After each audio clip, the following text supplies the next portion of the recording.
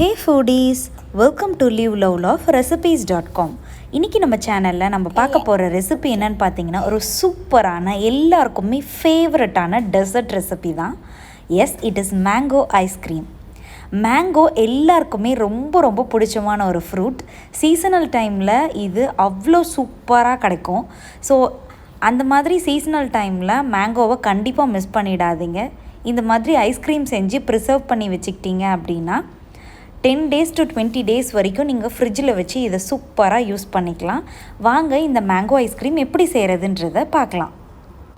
First இதுக்கு ஒரு பவுலில் நம்ம விப்பிங் க்ரீமை ஆட் பண்ணிக்கிறோம். இன்றைக்கி நான் 250 ml ஆஃப் விப்பிங் க்ரீமை எடுத்திருக்கேன். இதை நம்ம எப்பவும் போல் ஸ்லோ ஸ்பீட்லேருந்து பீட் பண்ண ஆரம்பித்து ஹை ஸ்பீடில் பீட் பண்ணலாம். இது ஒரு 6 to 7 minutesல பார்த்தீங்க அப்படின்னா க்ரீமி கன்சிஸ்டன்சிக்கு வந்துடும். இது நம்ம கேக்குக்கெலாம் ஐசிங் பண்ணுவோம் இல்லையா, அந்த அளவுக்கு க்ரீம் கன்சிஸ்டன்சிக்கு கொண்டு போக வேண்டிய அவசியம் இல்லை. ஸோ ஓரளவுக்கு இது க்ரீமி கன்சிஸ்டன்சி ரீச் ஆன உடனேவே நம்ம விப் பண்ணுறதை ஸ்டாப் பண்ணிடலாம்.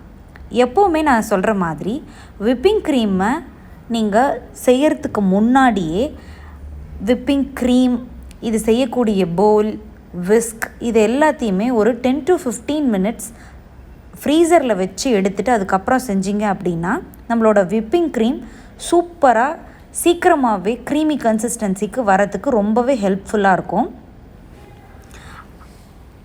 இப்போ பார்த்தீங்கன்னா நான் மீடியம் ஸ்பீடில் பீட் பண்ணிகிட்ருக்கேன். இந்த விப்பிங் க்ரீம் எனக்கு க்ரீமி கன்சிஸ்டன்சிக்கு வரத்துக்கு 6 to 7 minutes ஆச்சு.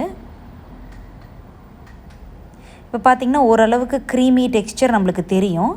அப்படியே கொஞ்சம் வேகமாக அழுத்த ஆரம்பிச்சிங்க அப்படின்னா நம்மளுக்கு க்ரீமி கன்சிஸ்டன்சி வந்துடுச்சு பார்த்திங்களா. ஸோ இந்த சமயத்தில் நம்ம விப் பண்ணுறதை ஸ்டாப் பண்ணிடணும். ரொம்ப அதிகமாக விப் பண்ணிகிட்டே இருந்தீங்க அப்படின்னா கன்சிஸ்டன்சி சேஞ்ச் ஆகி போயிடும். இப்போது இந்த க்ரீம் எல்லாம் ஒன்றா எடுத்து வச்சுட்டு இப்போது இது கூடவே நம்ம மில்க் மேட் ஆட் பண்ணிக்க போகிறோம், which means condensed milk.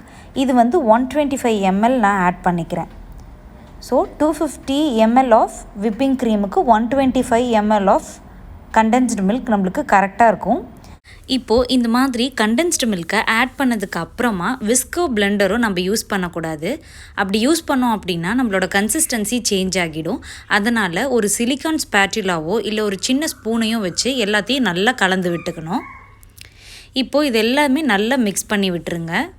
Whipping க்ரீமும் condensed மில்க்கும் நல்லா ஒரு சேர இன்கார்ப்ரேட் ஆகணும், அந்த அளவுக்கு கலந்து விட்டுருங்க. இப்போது விப்பிங் க்ரீமை எந்த அளவுக்கு நான் எடுத்துருக்கிறனோ அதே அளவுக்கு மேங்கோ பியூரியும் நான் எடுத்திருக்கேன். அந்த மேங்கோ பியூரியையும் இதில் ஆட் பண்ணிக்கலாம். நீங்கள் இதில் யூஸ் பண்ணுற மேங்கோ இருக்குது இல்லையா, அது நல்லா பல்ப்பியாக நல்லா ஸ்வீட்டாக இருக்கிற மாதிரி அல்ஃபோன்சோ மேங்கோஸ் இதெல்லாம் இருக்குது இல்லையா, அந்த மாதிரி மேங்கோஸை பார்த்து யூஸ் பண்ணிக்கோங்க. அதே மாதிரியே பார்த்தீங்கன்னா ரொம்ப ஃபைபரஸாக இருக்கிற மாதிரி மேங்கோஸ் யூஸ் பண்ணிடாதீங்க. நாராக வரும் இல்லையா, அப்போ நல்லா இருக்காது. அதனால் லெஸ் ஃபைபரஸாக இருக்கிறத பார்த்து பியூரி பண்ணி ஆட் பண்ணிக்கோங்க. இப்போ எல்லாத்தையுமே நல்லா மிக்ஸ் பண்ணிட்டோம். நம்மளோட ஐஸ்கிரீம் கிட்டத்தட்ட ரெடி ஆகிடுச்சு. இதை ஒரு நல்ல ஏர்டைட் கண்டெய்னரில் போட்டு நம்ம ஃப்ரீசரில் வைக்கணும். அதனால் என்கிட்ட இருக்கிற ஐஸ்கிரீம் பாக்ஸையே நான் யூஸ் பண்ணிக்கிறேன். இப்போது இது எல்லாத்தையும் அந்த ஐஸ்கிரீம் கண்டெய்னருக்கு ட்ரான்ஸ்ஃபர் பண்ணியாச்சு.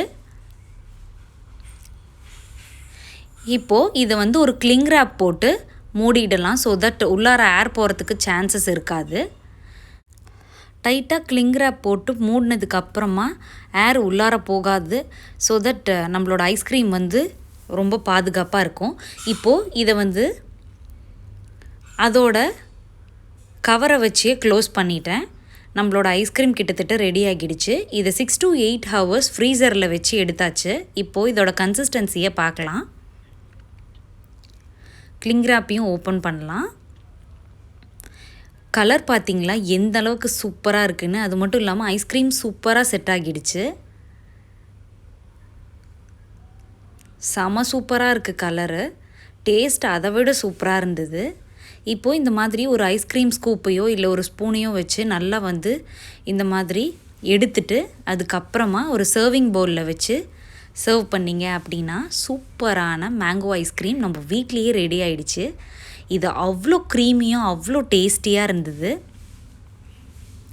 ஏற்கனவே நம்ம சேனலில் கோகனட் ஐஸ்கிரீம் எப்படி செய்கிறது, குல்கந்த் ஐஸ்கிரீம் எப்படி செய்கிறதுன்ற ரெசிபி வீடியோஸும் அப்லோட் பண்ணியாச்சு.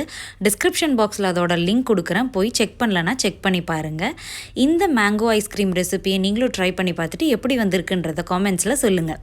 இந்த ரெசிபி உங்களுக்கு பிடிச்சிருந்ததுன்னா லைக் பண்ணுங்கள், உங்கள் ஃப்ரெண்ட்ஸ் அண்ட் ரிலேட்டிவ்ஸ் கூட ஷேர் பண்ணுங்கள், அண்ட் மறக்காமல் நம்ம சேனலையும் சப்ஸ்கிரைப் பண்ணுங்கள். தேங்க்ஸ் ஃபார் வாட்சிங்.